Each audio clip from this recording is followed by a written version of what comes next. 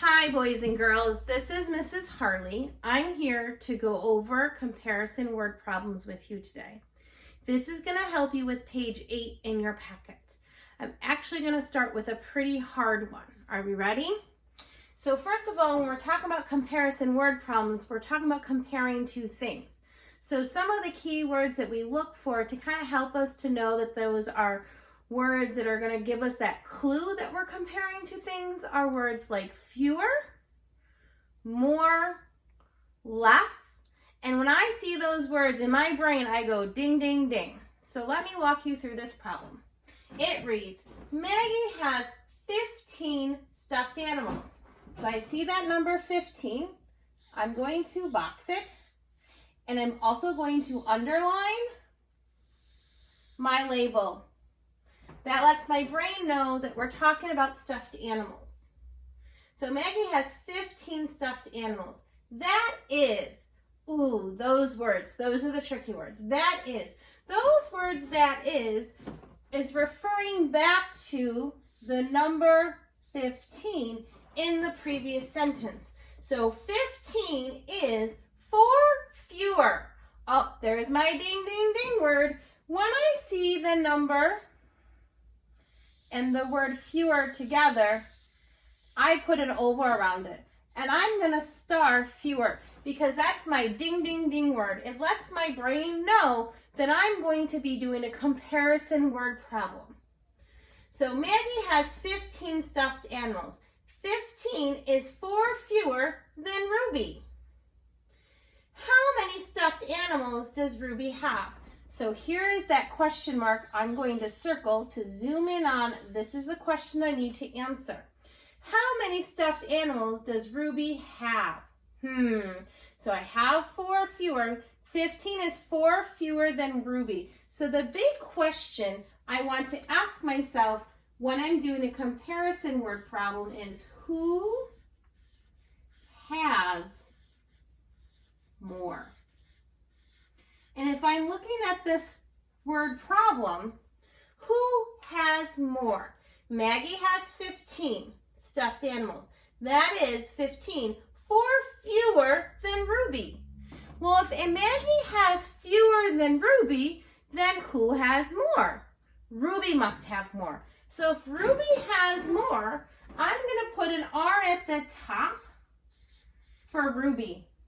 That means I'm going to put an M at the bottom for Maggie. I want to know how many Ruby has. That's my unknown. So that is going to go at the top.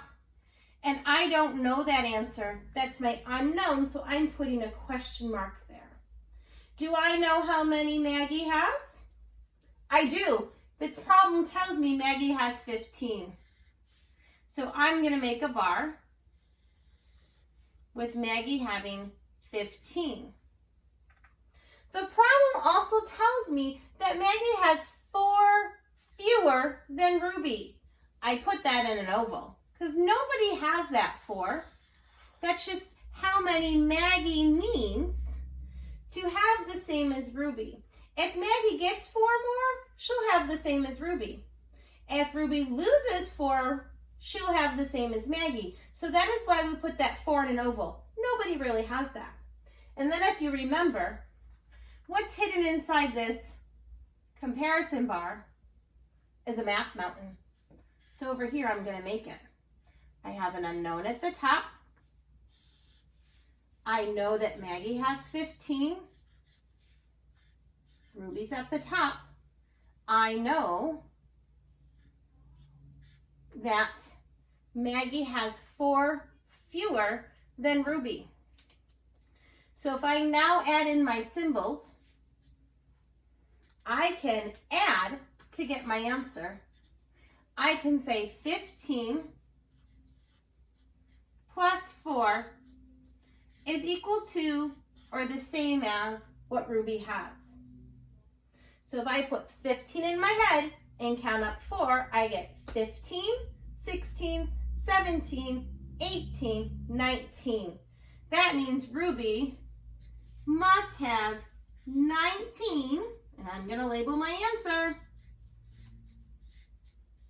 stuffed animals. It's important to label our answers so that our reader always knows what we're speaking about. That's a comparison word problem. Remember, look for those words that are clues to you that it might be a comparison problem. Fewer, more, less. I'm going to use that ding, ding, ding. I'm going to star those words, and I'm going to put that in an oval. I did not put in a bar because nobody has that amount. That's why it's in the oval.